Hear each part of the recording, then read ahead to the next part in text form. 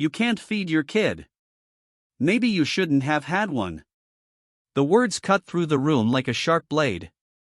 They hung there for a moment, heavier than the smell of fried chicken and garlic rolls. The young mother froze. Her shoulders stiff, her fingers tightening around her son's small hand. He stared up at her, eyes wide, trying to read her face, too young to understand, but old enough to feel the shame. Around them, heads turned. A couple in line glanced at each other, brows knit. One man looked down at his shoes. The air seemed to cool a few degrees. Near the end of the line stood a man in a loose, faded polo shirt and a low baseball cap. His posture was relaxed, but his gaze didn't move. Beneath the brim, his jaw clenched.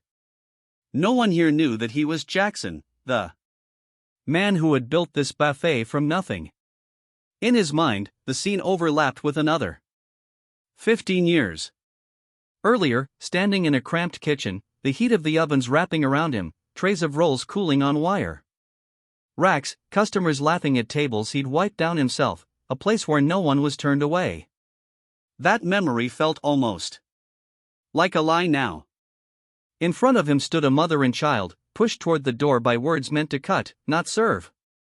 The distance between what this place was meant to be and what it had become seemed wide enough to swallow the whole room. Jackson didn't move. Not yet. He let the weight of the moment press into him, every detail searing itself into his mind. This wasn't just a bad day. It was the first crack in a wall he'd thought was solid, and he intended to find out how deep it went. The quarterly report lay open on Jackson's desk, the numbers speaking louder than any meeting could. Revenue was still respectable, but the column that mattered most to him, returning customers, had dropped hard in 3 locations. At the top of the decline sat Fair, a store that once ranked among his best. He traced the figures with his finger, the ink smudging faintly under the weight of his hand.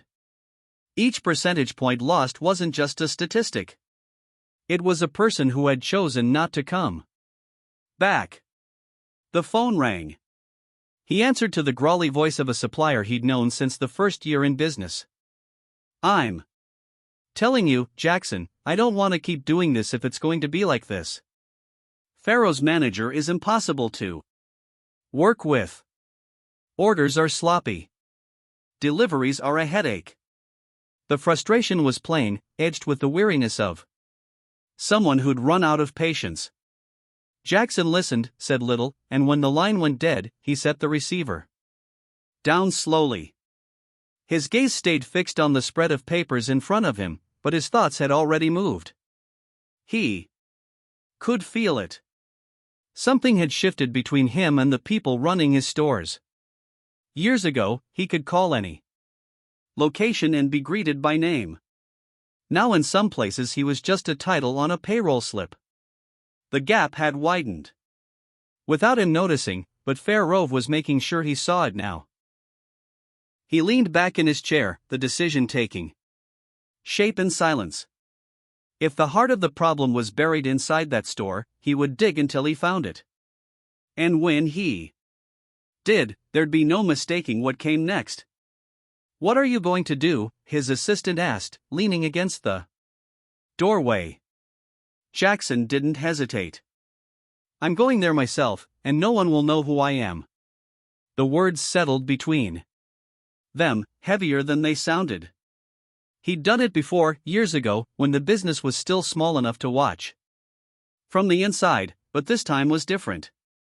Fair wasn't just another store.